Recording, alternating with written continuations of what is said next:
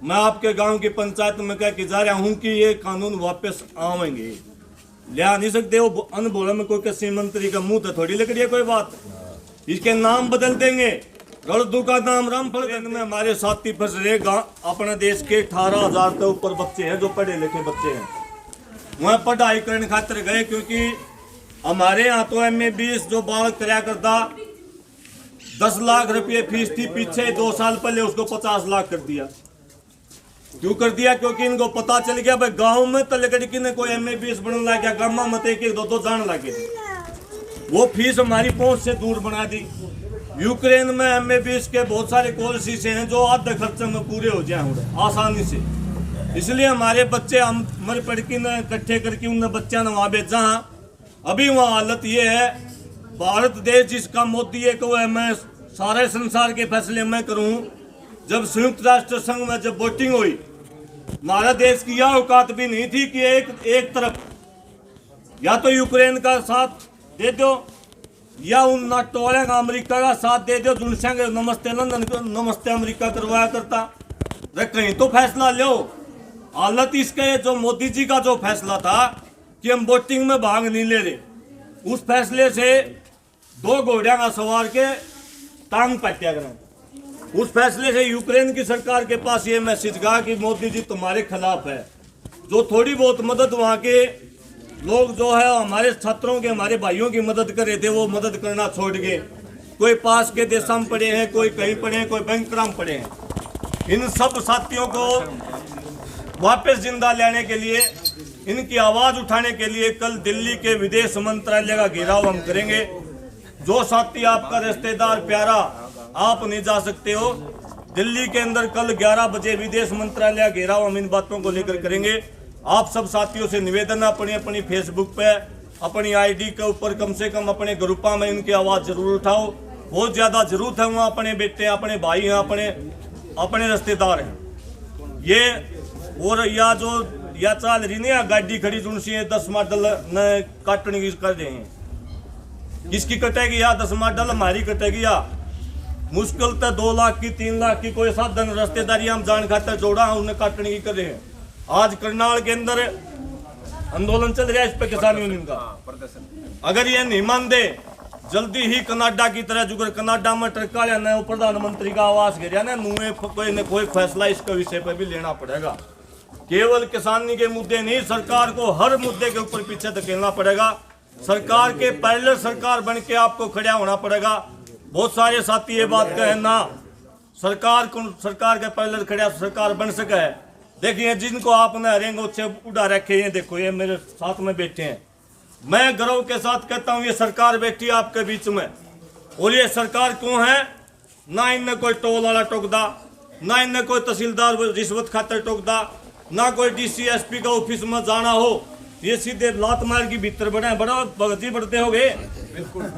सरकार आपका किसी भी प्रकार से आज की स्थिति में कोई भी साथी का शोषण नहीं कर पा रही। ये क्योंकि ये जागरूक हो चुके हैं। और जिस दिन हम अपने गांव में अपने साथियों को 20-30 साथियों को इसी प्रकार से जागरूक कर दोगे जिस प्रकार से हम सब ये जो आपके बीच में बैठे हैं, ये कोई बड़े परिवारों से नहीं है, आपके गांव किसान मजदूर के परिवारों से हैं। जिस दिन इस प्रकार से जागरूक होगे साथियों, मैं आपको वादा करता हूं दुनिया की कोई घटिया से घटिया सरकार भी आपका शोषण नहीं कर सकती। उसको गोडे टेकने पड़ेंगे और इसी दिशा में हमको आगे बढ़ना पड़ेगा। आपके गांव का सोता का दोबारा से भाई राम सरपंच का दोबारा से धन्यवाद करता हूं। तमाम जो साथी जो किसान नेता यहाँ पहुंचे हैं उन सबको भी नमन करता हूं। जय जवान जय किसान। जो मुआवजे से संबंधित जो बात हुआ है, जब ये आंदोलन चल रहा था हम दोनों के ऊपर बार बार ये बात का जाया करता, मैं स्पेशल ये बात कहा करता कि मुआवजे की गिरदावरी हो रही है। और जो तहसीलदार गिरदावरी करने के लिए आवा है, जो पटवारी गिरदावरी करने के लिए आवा है, आप लोग उनका पीछा करो और वो गिरदौरी में क्या नुकसान लिखा है उसकी कॉपी अपने साथ में रखो। परवान जी बोल के जाया करता। हम रोड रोकने में तो आगे हैं, हम रेल रोकने में भी आगे हैं, हम दिल्ली को हिरण में भी आगे हैं, लेकिन हम एक लड़ाई में पीछे हैं, हम कागज की लड़ाई में पीछे हैं। हम एक दिन ज्ञापन तो दे आवांगे, लेकिन गांव में कौन गिरदौरी करना हुआ, क्या लिख के ले जाया है, क्या साइन हुआ है, कोई साथी ध्यान नहीं देना। हम उस दिन ध्यान देवा हाँ जब वह रिपोर्ट आ जाए है, वह रिपोर्ट आके ये कहते हैं कि आदमपुर को एक भी रुपया नहीं मिलेगा। ये पहली घटना नहीं है प्रधान जी, आपको ध्यान होगा। तो ये बालसमंद तहसील है जिसके अभी जो मुआवजा के जो रोड़ा चल रहा है यहाँ, पिछला जब सफेद मक्खी का मुआवजा जब बनया तो वहाँ के तहसीलदार ने रिपोर्ट दे दी कि 10% नुकसान है 19 के 19 गांव में। और एक हमारा साथी जैसे सोनू दलाल, एक पत्रकार साथी रमनदीप कीर्तान से, उस साथी को वह रिपोर्ट मिल गई, उसकी फोटो स्टेट की कॉपी मेरे पास उसने व्हाट्सएप कर दी।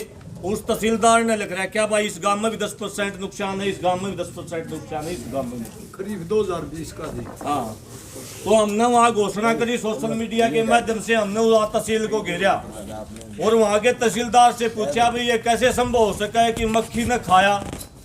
और वह मक्खी इतनी समझदार थी, उसने 10% तक 11 भी नहीं कराया और 10 तक 9 भी नहीं कराया। कई दिन तक वहाँ धरने चले। वहाँ धरने चलने के बाद में पूरे जिले की दोबारा से स्पेशल गिरदावरी हुई, दोबारा से पूरे हिसार जिले को मुआवजा मिला। और इस बारी भी वही हाल है, इसीलिए मैं बार बार ये कह रहा हूँ, बार बार ये कहा करते हैं आप लोग जो जागरूक साथी बैठे हैं, विशेषकर आप सबको कहना चाहता हूँ कि भाई जब भी कोई काम हो किसान का, मेरी तहसील बास है जी, क्योंकि मैं बास से बिलोंग करता हूँ, लोकल काम ज़्यादा करना पड़ा है। 19 गांव में जी 21 करोड़ रुपया आ रहे हैं तहसील बास में।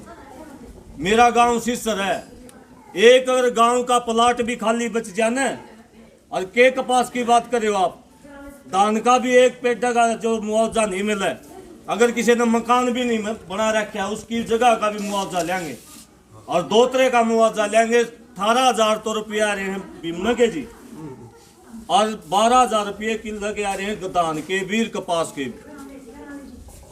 वो ये मैं इसलिए आपको बता रहा हूँ, वो इसलिए संभव है, हमें ऊपर बैठे रहा, एडीओ जबाव उसको भी, पटवारी जबाव उसके भी, तहसीलदार जबाव है उसके। एक तो मेरा आपसे निवेदन है, हमारी आदत बढ़ गई सांप के लकड़े पाछा लकीर ने पीटने की, इसलिए मेरा निवेदन है अगत आप लोग जागरूक हो और इस लकीर ने पीटने की बजाय पहले से ही अपनी तैयारी रखो, इनके ऊपर शिकंजा कसो। दूसरी बात है, आंदोलन हमने जीत लिया, लेकिन ये भ्रम में कति भी ना रही हो हमने बीजेपी को राय दिया, मान लिया हमने यूपी में भी राय देंगे बीजेपी को, इस भ्रम में कति भी ना रही हो कि किसान और मजदूर को कोई आज़ादी मिल गई है।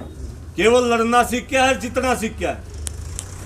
जो रवि आजाद ने बताया, बहुत सारे केस, बहुत सारे जो कानून बना रही है सरकार, और कृषि मंत्री का आपने बयान भी सुना होगा कि हम इसको वापस ले आ सकते हैं। मैं आपके गांव की पंचायत में कह के जा रहा हूं कि ये कानून वापस आवेंगे, ले आ नहीं सकते। वो अनबोला में कोई कृषि मंत्री का मुंह तो थोड़ी लग रही है कोई बात, इसके नाम बदल देंगे, रड़दू का नाम रामफल धर देंगे, कानून का नाम बदल देंगे, लेकिन ये कानून वापस आवेंगे। इसलिए हम सबको दोबारा से चर्चा करने की जरूरत है, गांव गांव में मीटिंगें करने की जरूरत है, हमें दोबारा से इस चीज़ के ऊपर तैयार रहने की जरूरत है, हमें कमेटी बनाने की जरूरत है गामा गामा में, और तभी सरकार को राया जा सके। जो प्रधान जी ने जो बात कही, भाई बहुत सारे साथी ये कह रहे चुनाव, भाई संसद में बैठे बिना हमारी किस्मत नहीं बदलेगी।